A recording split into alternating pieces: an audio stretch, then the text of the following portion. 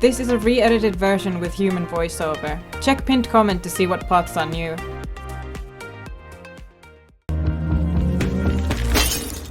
Still in Volume 2, Chapter 3.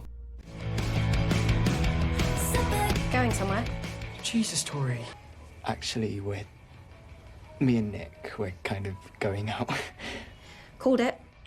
This change from the comics where instead of Tori walking in on Nick and Charlie kissing, Charlie just tells her is a tiny bit questionable. This breaks the streak of Charlie not telling anyone about Nick without permission, but Nick did also tell Tara without asking Charlie, so it's not that bad. Also, Tori is his sister and they're close, so I doubt Nick would have been offended by this. Just notable that in the comic Charlie told no one and it's changed here. They probably didn't want 2 scenes of people walking in on Nick and Charlie and figuring it out, and that scene was in a way given to Isaac instead. I'm happy for you. You've liked him for ages. Thanks. You're hanging out with his mates now. Yeah, why? Seen them at parties and stuff. They don't seem that nice compared to Nick. Like you mentioned, she's watching, she's studying. She does make a comment before Charlie goes to the movies that she's seen Nick's friends at parties and she knows they're not as nice as Nick. Like, how well does she actually know Nick? Because she doesn't seem to have too much of a concern about his intentions towards Charlie like she does with his friends. I mean, so they're in the same year group, obviously different schools, but I think there's probably a lot of sort of mutual friends. She's probably been at social gatherings with him, and I think it's pretty clear from the outset that he's something a bit different. Just because you hang out with people doesn't necessarily mean that you are one of those people. Obviously there's times when we see Nick regretting the fact that he didn't do something, because it's kind of like, well, if you don't say something, then are you just being exactly as bad as the people who do carry out the bullying? But he actually reflects on those things. He's somebody that thinks beyond that, and just he's quite clearly just someone not quite like that. And the fact that he speaks out with Harry, gets himself into those fights, is prepared to essentially cut off his ties from his friendship group to defend somebody for what he believes in is right. It's clear that he's not bad news like the rest of them. I'll be fine. None of them know about you and Nick. Obviously not. So is he your boyfriend? We're not ready to label it yet. We're just, Shut up. So, I was wondering if you wanted to come over, just to hang out. I've seen a common reaction here like, ew, why are we back at Ben? But this memory was clearly triggered by Tori suggesting Nick and Charlie are boyfriends. Charlie's really traumatized by how Ben was his first experience, so he still has expectations that he'll get rejected if he calls Nick his boyfriend. I thought, since we're boyfriends... What?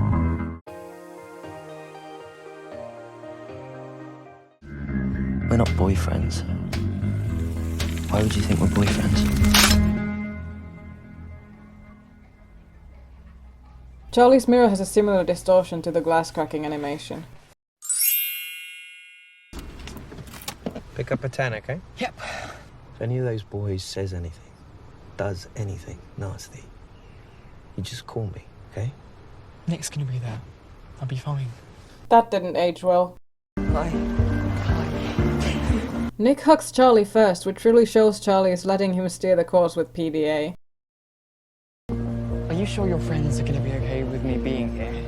Yeah, of course. You'll be fine. Ben and Harry are coming. People say that. Look, Nick and his best mate.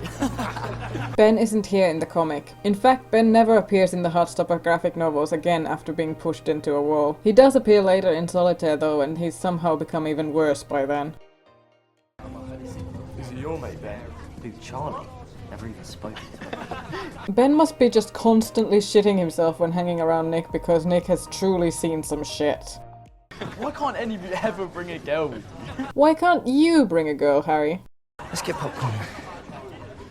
Do you prefer sweet or salted? Or we could get a mix of both. I'm not really hungry, to be honest. You get some, though?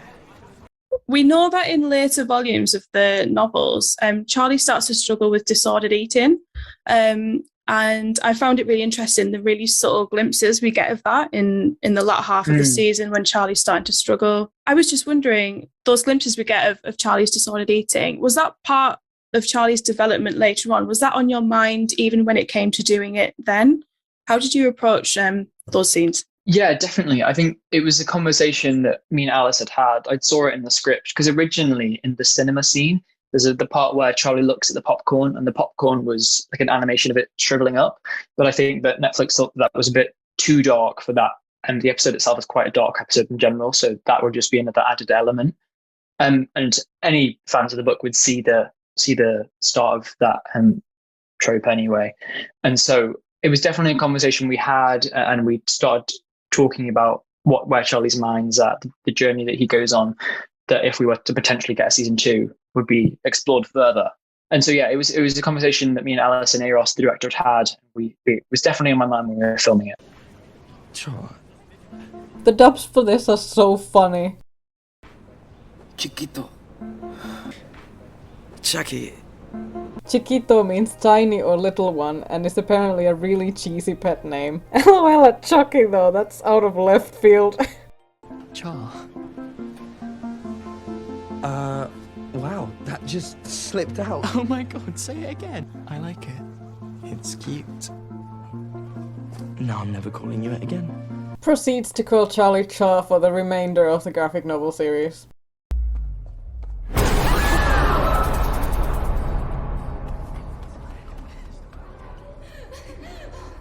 Sorry. This typo in the subtitles.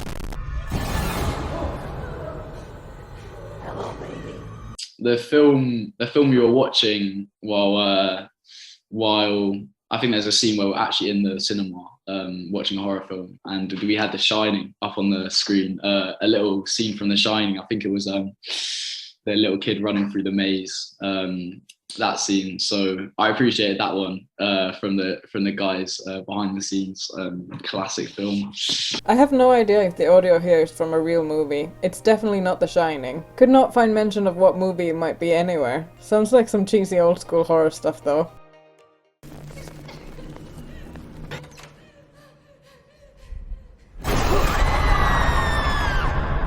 So, Charlie Spring, quick question. What's it like being gay? It's fine. You don't seem that gay, to be honest. I mean, you do sound sort of gay, but that's it. Yeah, so preparing for Harry, it's sort of it's definitely more like of a show he's putting on. Like, he's constantly putting on a show for everyone around him. Like, just trying to be the center of attention, trying to draw everyone in.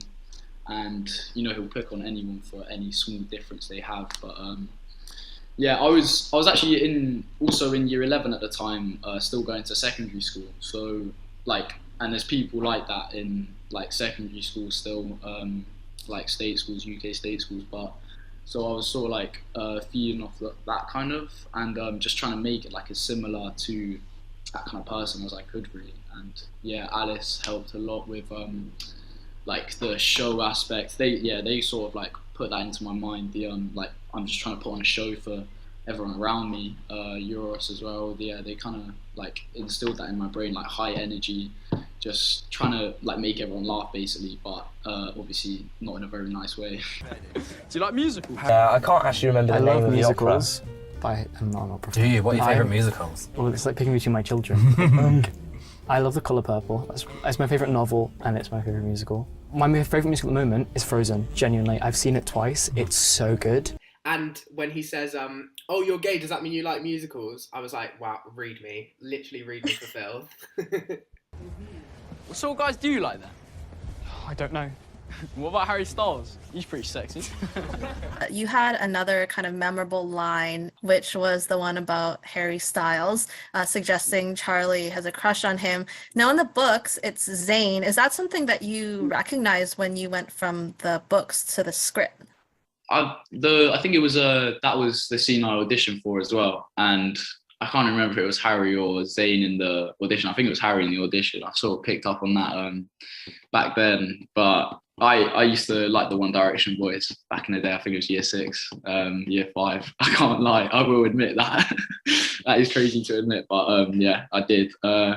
Pretty good on that. I think the Heartstopper fans, that's sort of I don't know how to explain it, like a Venn diagram, you know, the middle bit, they sort of intertwine a little bit, those fan groups. So yeah, that like I can see how they appreciate that one. Yeah, and a lot of people were saying it's the only true thing that Harry says throughout the entire season. Fake movie posters of Code Charlie.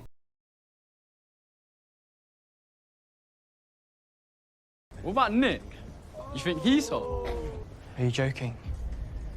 Nick's not even my type. You definitely have a crush on him. That look on Nick's face. He's hurting for Charlie because he's being bullied, guilty because he's having to lie to cover for him again, and I bet hearing that hurts even if he knows it's not true. I should have just left. Nick, I'm honestly used to it by now. I'll see you at school. The fact that he's used to it is so heartbreaking. Comic version of Charlie seems more used to it than Netflix Charlie though. TV Charlie seems more hurt by all of it, where comic Charlie seems more annoyed than anything.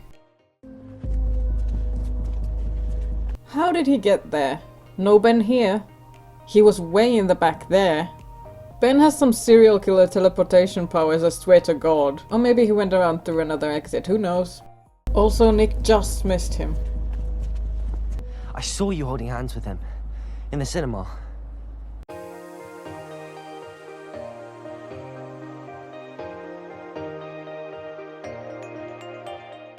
Are you going out with him then?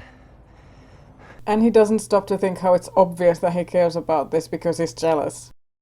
As if anyone would ever want to go out with someone as desperate as you. You did? Sebastian Croft quote from his interview from Boys by Girls. Throughout the series, Ben wants to be with Charlie, but because of his hatred and fear of who he is, he can't accept that, so he gets very possessive over him and wants Charlie to be in this box where only Ben can access him. I like the idea that Ben is jealous and maybe even a bit inspired by Charlie's strength in being himself. I think it was important that Ben wasn't just this outsider who was horrible for no reason, but that in some ways a bit of Ben's journey represents what a lot of queer people go through. Ben makes awful decisions and ends up doing nasty things, but without justifying them, hopefully, it adds a bit more color and explains a bit where it's coming from. If the bits of Ben we see through Charlie's lens are the darkest bits of him, there has to be light somewhere. Are you joking? You actually thought I liked you? Charlie, look, I like you, but I'm figuring stuff out. Literally, what more do you want from me? I'm not even gay. I just felt really sorry for you. Every time I feel sorry for some loser, I too feel like the obvious course of action is to go make out with them. Let's go on. Let's all hope Charlie's dad gets released from the car in season 2 and is finally allowed inside the house to meet his wife and other child for the first time. Go on then. What's your problem with Charlie? He doesn't exactly fit in with us, does he?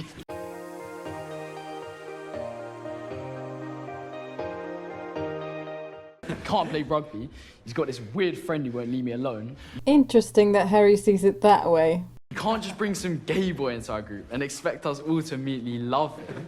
So this is a problem with him being gay? Come on, none of us are being homophobic. Did you feel comfortable playing a character that is so homophobic? Obviously, me myself didn't obviously feel comfortable in Harry's shoes, but again, just separate the character from the person as much as physically possible. So yeah, I mean, when I'm playing Harry, the homophobia is natural because it's just his mind frame, his perspective, and he's just doing it for a joke. He just thinks he's funny, but just shut up, Harry. You made him so uncomfortable with your gay questions. Sai, Otis and Christian are uncomfortable the whole time. You just saw the perfect opportunity to make someone feel miserable and humiliated, as usual. Sai, Otis and Christian are still not liking this. The rugby team, they're in a lot of the scenes, like the movie theaters. So it's possible that some of them will also be in the show moving forward, because we do know there's like Christian, Sai, and Otis who are in the books. Yeah. I'm not sure, to be honest, but the Christian, Sai, Otis, those guys were all lovely. Obviously, Aaron Lloyd was in Top Boy. They were all great actors. Like, it's crazy, just they were there for just the background kind of stuff. But it was great working with them week in, week out. Those are probably the guys I chilled with the most because obviously I was basically in every scene with them. Yeah, I guess if I think they're in book 3. Sure, he can deal with it. Well, he's probably used to it by now. Hearing Harry say that right after Charlie just confirmed he is used to it by now. Oof. can't help wanting to protect him, can you? Because he's a pathetic little... We know you're playing a role, but there's one scene where Harry calls Charlie, who's an out gay boy in school, he calls him a fag, you know, and that's a big no-no in terms of language. Was that difficult to do? And was it really important that you'd got that scene right?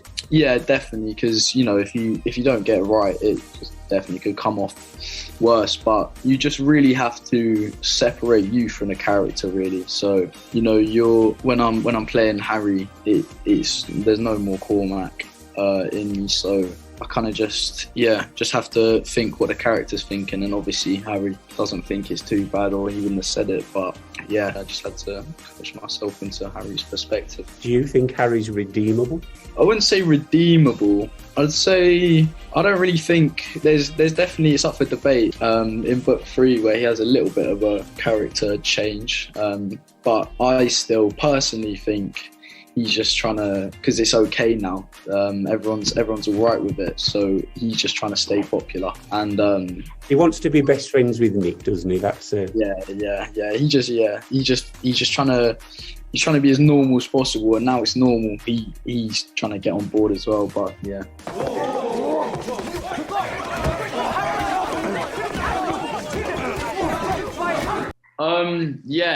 It was pretty intense.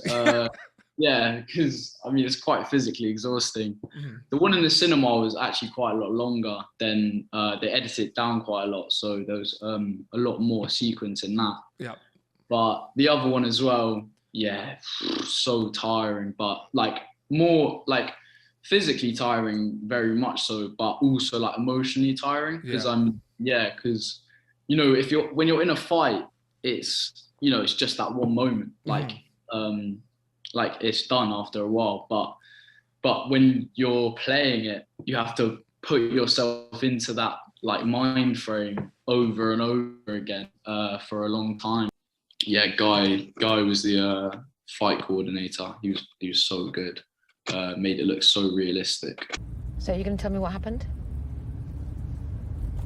There's not really anything to tell. Oh, Nikki, come on, baby.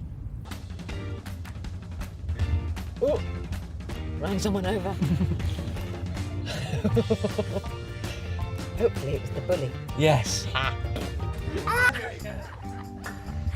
Oh. Run someone over.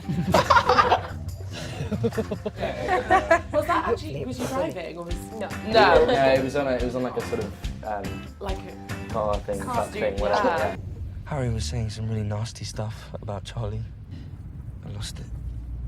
I'm just so angry at myself for not seeing that all my friends suck. But it was very important for him to realize this. Also, if the story follows the comics, he will get some of his friends back once Sai, Christian and Otis also grow and finally ditch Harry. Sweetheart, fighting's not the answer. I know. He just used a really bad word. There aren't that many words he could mean, so it's safe to say she most likely guessed which one and what that might mean. Charlie's a really special friend, isn't he? You can see here that she has an idea that something might be going on here. In the comic version of the coming out scene, Sarah confirms she had suspicions, but wasn't sure.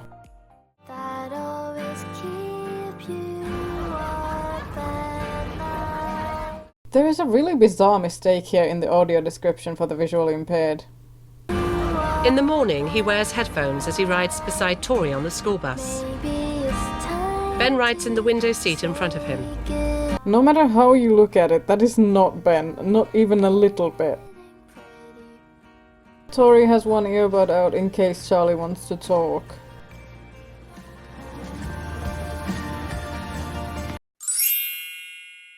Looking for your boyfriend? I know I'm attractive, Nick. There's no need to stare. What happened to you?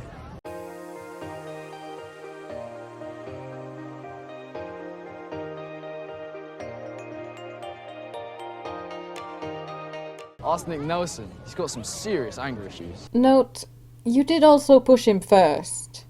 You know I was only joking in the cinema, don't you? No. Yeah, he starts a fight with me and I've done nothing wrong. What's going on? You okay? It's fine. Let's just go. You alright, mate? You wanna fight too? You clearly didn't get hugged much as a child, but if you're craving human contact that badly, you could just say so. Tao.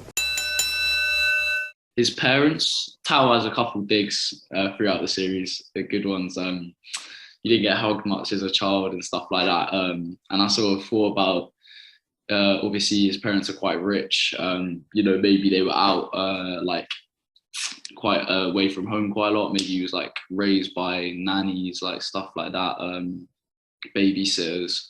And maybe that's what's, you know, he hasn't really had much love in his life. Like, I'm not trying to make like you feel sorry for him because he's a dickhead, but yeah, it's like obviously he's I guess that's what I sort of tried to think about when I was playing him.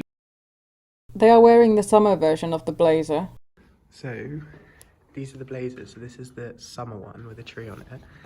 And then at winter it starts with like just the branches. So as the show goes on, we have like 3 different ones of these that we develop through. It's so sick. Everything's fine.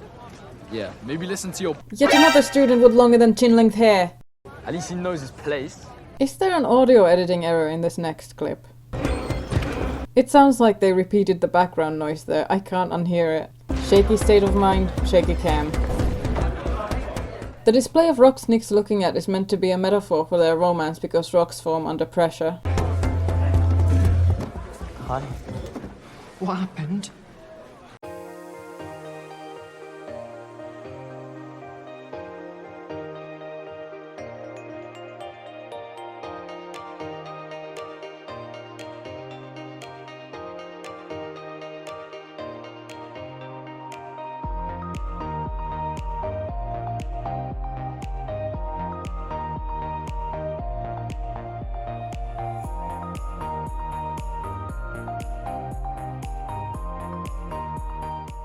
Yeah, I kind of got into a fight with Harry.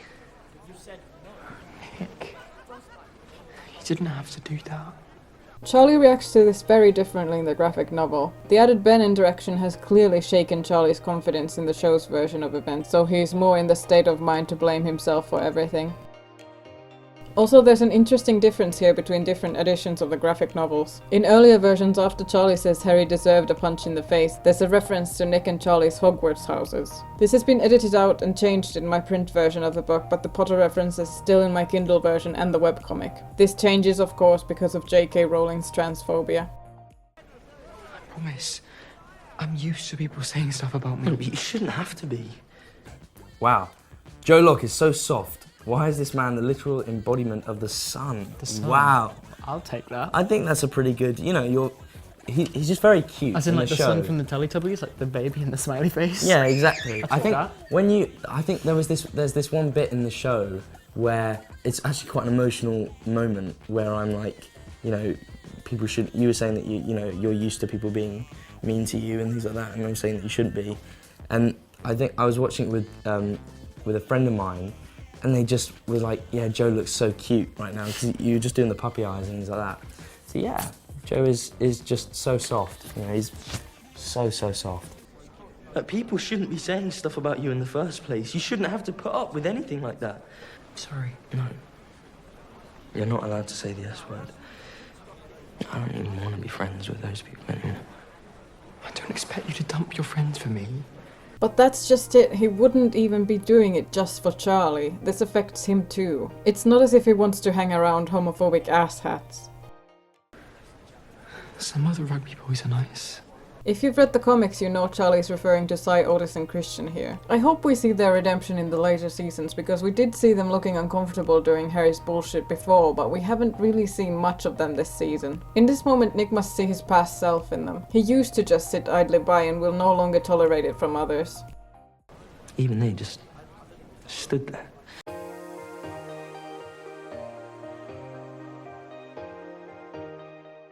I'm tired of all of them.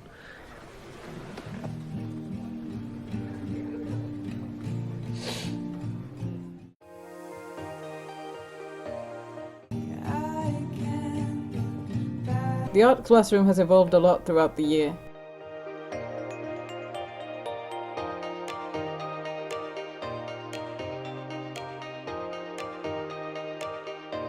Charlie skipping lunch here is another hint at what's to come of his issues with food.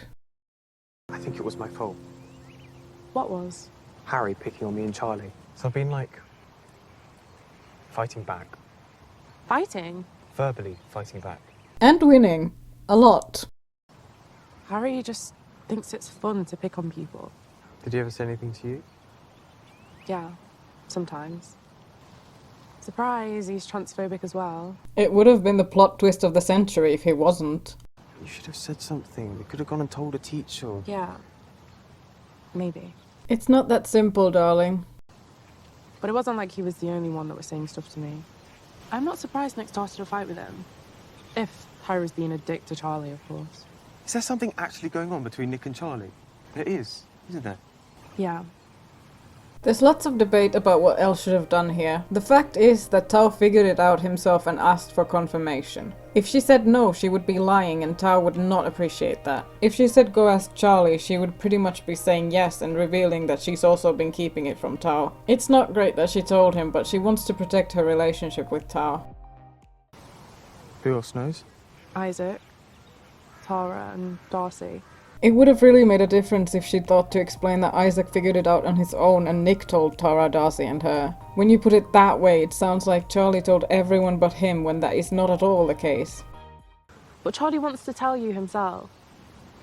Well, he said he wanted to tell you himself. When did he tell you? He didn't. It was Nick. At the Milkshake Cafe. That was ages ago. It would be interesting to know how long ago that was then. One of the rare things I've seen criticized about this show is the slightly vague and confusing timeline of events. We know we go from January to spring, but it's hard to know when events take place in the timeline. Alice posted this chat history on Twitter.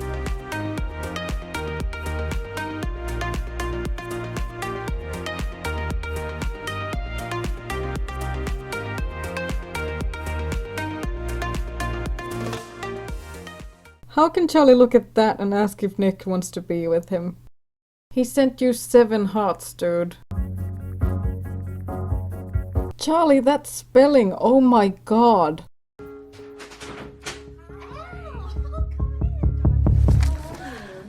Surprise!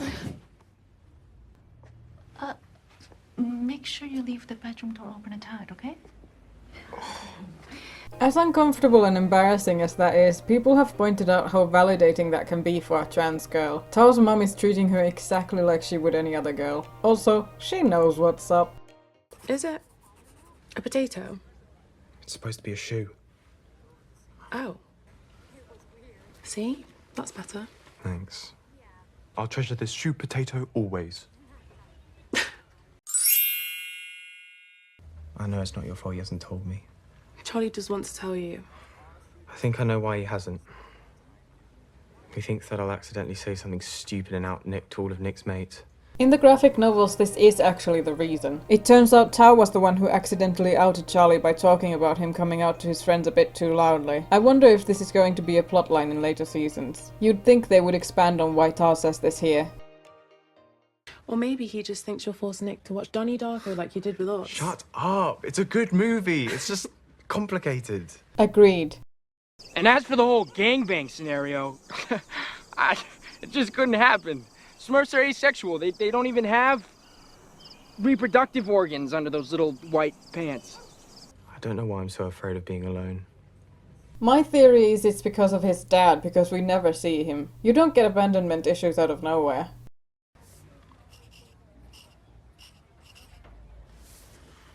They are so cute. Ouch. I'm alone right after he said he's afraid of being alone.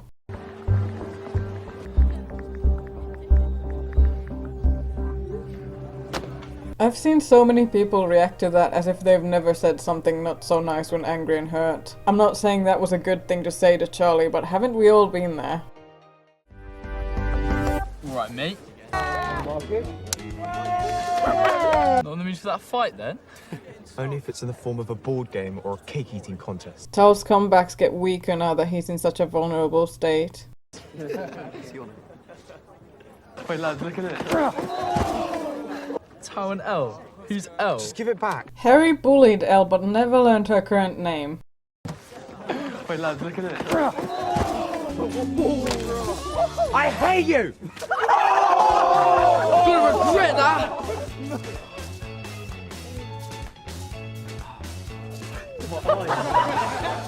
Cormac's so great. Cormac said, yeah, I really went for it. And I said to Cormac, look, Cormac, with the apple juice, I'm really going to do it. I'm really going to throw the apple juice at you.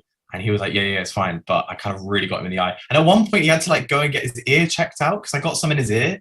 And like he was like, I can't hear what I'm saying. And we got really worried at one point, but he got through it. He's a top lad. And still laughing at this, Lamau. Cormac is so precious. And it's a picture from the bloopers one. The apple juice, it was actually like they sort of, I think they mixed it with something to make it like thicker or like to show up on camera more.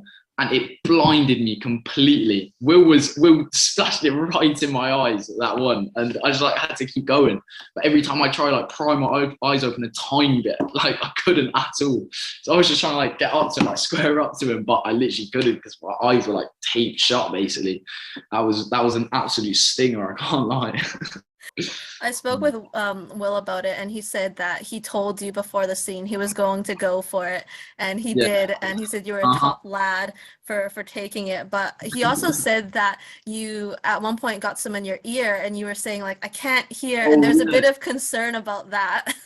No, yeah, they did. Oh, I remember that now. Yeah, I'd forgotten about that. Yeah, I couldn't. Yeah, my ear was completely blocked for ages because it was so sticky as well. I couldn't. Well, I could like. It's like when you go swimming and like your ears are sort of blocked. It was like that. I don't know how he got that much force on it, but to literally blind and make me deaf. But fair play to him. Yeah. I remember when it came out finally as well. Oh, the satisfying feeling was amazing. I hate you!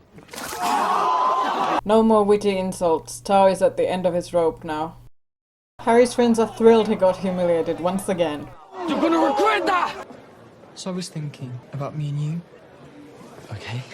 Nick's shirt is really holding on for dear life, about to bust at the seams here. And then honestly, when I got Heartstopper, I had to gain some weight, so then that was suddenly out the window. But I did think those shirts were looking a bit tight. They were a little. I mean, listen, they were tight to be fair, but at the same time, I did have to. No, I know. I'm teasing you. That's great, though. You're not wrong though. They were very tight. I have been a little. I've been gymming a little bit. I've been gymming a little bit. It's fun. It's a lot of fun. I've enjoyed it. Yeah. Yeah, it does make me feel like I should start going to the gym. I'm like, Kit's like got a 6-pack and massive pecs. I'm like, great. That's a massive exaggeration. But thank you for that. Thank you. It was my fault. Becoming friends with you and, everything that's happened. Charlie hasn't learned that just because things happen because of you existing in a given situation doesn't mean it's your fault. So I was thinking, maybe it would be better if... Come on! Apparently Harry Green's fighting some year 10 by the picnic tables! Tiny boy to the rescue!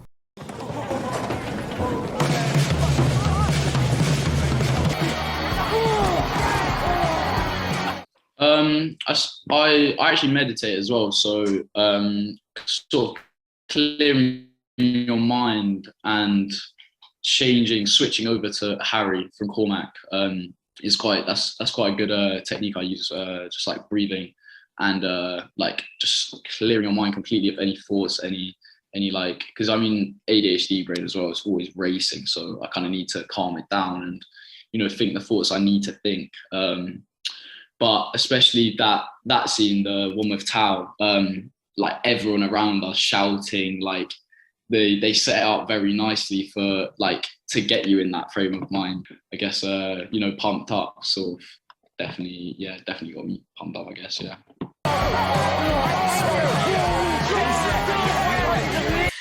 Episode 7 was emotionally charged. You had the fight scene, Tao and Harry, and then going into that little confrontation with Charlie. So take me through filming on that day. That was probably my most challenging day on set, even more challenging than twerking at 8 a.m. I think we started with the scene of the apple juice when he throws the apple juice at Harry and he's got all this anger, and I kept this kind of anger going. And then like we started doing the real fight scene. And it was really intense because it felt really real because I couldn't see cameras anywhere and we were just fighting. And this dude had come in, he was a fight coordinator, and he was like, you really just got to go for him. You gotta just go for it. And he had done fight coordination for James Bond. So he was like, top of his, he had James Bond t-shirt. He was, and I'm not really the used to kind of doing these really coordinated fights. So it was a real challenge. And at one point I remember I said, at lunch, I said, I have to have a moment. I had to go into my dressing room and kind of watch La La Land and eat apples and kind of calm down. Really intense and a lot of work. And by the end, my muscles, just every muscle in my body was aching. But we got it done, and it's a big moment for him in the show. It's a big dramatic moment, and I'm glad it turned out the way it did. I think it looked pretty dramatic.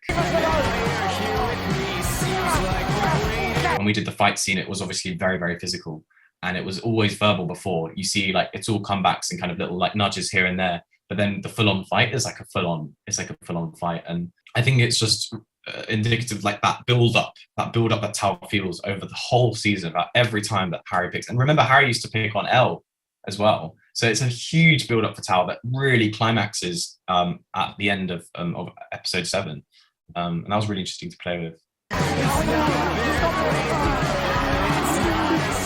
And working with the stunt coordinator, you mentioned, like, what kind of exercises did you do with them prior to filming? Like, did you and Cormac have to rehearse it a lot? Yeah, so what we did was we went through it once. We went through each scene once and we read through it. Sorry, Rupert's getting ready. Rupert? It's crazy. Yeah, so we rehearsed the scene, and also Cormac had a body double. So we rehearsed it, we had like crash mats and stuff, and he just gave us little techniques to kind of be able to kind of do it safely and without actually hurting ourselves.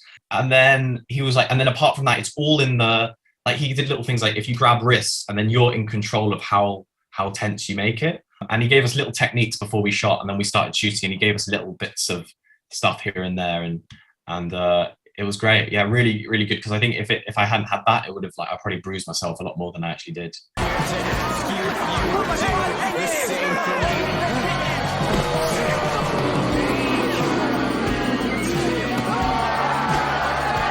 Yeah, so what was it like specifically working with Kit in the theater one and then William at the school? Like, did you talk with any of them ahead of time? Like, how did rehearsals go? Well, I mean, both, of course, very good friends of mine. So it was definitely, challenging to completely change your mind frame. But yeah, sort of rehearsals, we just made it so mechanical, and like the movements it's all planned out so perfectly. So, we know neither of us are going to hurt each other. And, it's more like you've got each other, and you're like, to make it look like realistic, and you've got each other, like, and you're pulling about, so like you're not actually like hitting each other, so it's like more like pushing against each other, so it's not really painful, but definitely hard to get in that mind frame with those two, especially such nice guys. But I'm trying to think who it's harder with, because Tao was more like I could have fun with him, if you know what I mean. Like Harry would, you're getting shown up by this kid, but like year younger as well. Friends with Charlie and all of that is, it's obviously got to be hard for him. But the one with Nick, that's more I say of a shock. Like, he's in a state of shock. He thinks he's still just joking about, but he's taking it a step too far this time, obviously. And Nick reacts like that. So. Now, the shoe potato, it was so unfortunate. Please tell me that there's a surviving shoe potato out there. I don't know, but definitely maybe, because I assume they had multiple pictures on set, but yeah, it got absolutely crunched up a couple of times. It took a few takes to crump it out properly, but yeah, I think the one that was in the scene is long gone, most probably.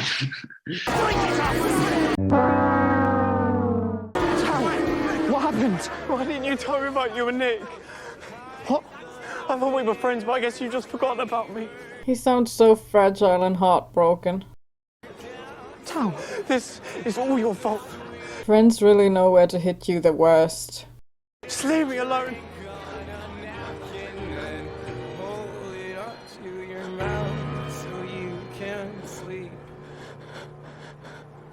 Well, that's a bummer to end on. That's episode 7 for you. Drama, drama, drama. Thanks for sticking around. Only one episode left to go.